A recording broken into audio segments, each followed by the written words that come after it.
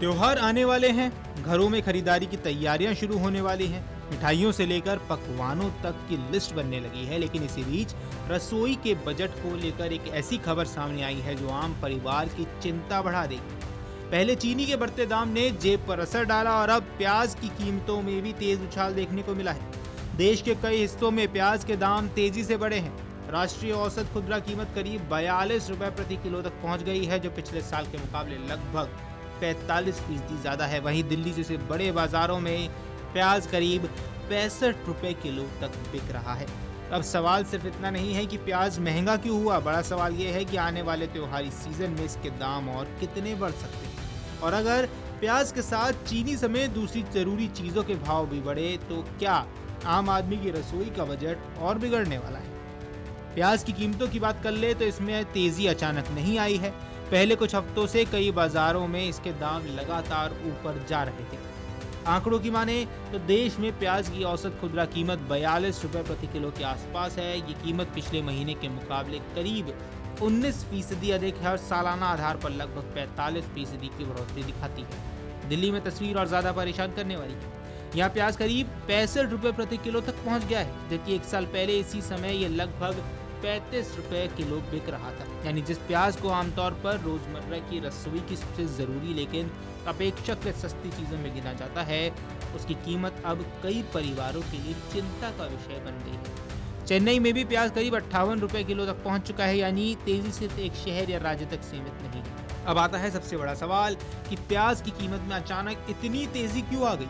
अब सरकार के मुताबिक अगस्त और सितंबर के दौरान प्याज की कीमतों में मौसमी बढ़ोतरी आम बात है। इस दौरान मौसम, सप्लाई चेन और मांग में बदलाव का असर बाजार पर पड़ता है। इसके अलावा आने वाले त्योहारी सीजन की वजह से मांग बढ़ने की संभावना है।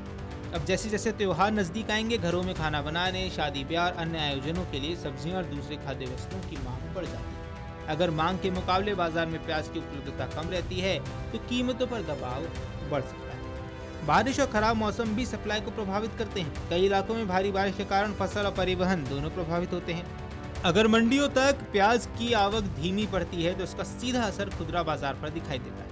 अब जब प्याज की कीमतों ने रसोई का बजट बिगाड़ना शुरू किया है तो सरकार भी सक्रिय हो गई।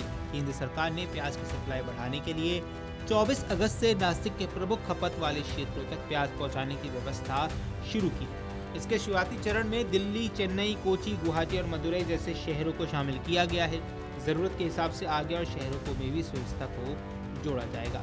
इसे कांदा एक्सप्रेस के नाम से जाना जा रहा है। पिछले वित्त वर्ष में इस व्यवस्था के जरिए करीब 88,000 मीट्रिक टन प्याज 16 प्रमुख शहरों तक पहुंचाया गया था और इसके लिए 86 रेलवे ट्रैक का इस्तेमाल किया गया था। सरकार का कहना है कि देश में प्याज की उपलब्धता फिलहाल पर्याप्त है और आने वाले महीनों में घरेलू मांग को पूरा करने के लिए स्टॉक मौजूद है। कीमतों को नियंत्रित करने के लिए केंद्र सरकार अपने बफर स्टॉक से भी प्याज बाजार में जारी कर रही है। सरकार का लक्ष्य जिन इलाकों में प्याज की कीमतें राष्ट्रीय औसत से ज्यादा है, वहां सप्लाई बढ़ाकर कीमतों पर दबाव कम करना है। अधिकारी कहते हैं कि बफर स्टॉक को एक साथ बाजार में उतारने के बजाय जरूरत के हिसाब से चरणबद्ध तरीके से जारी किया जाएगा।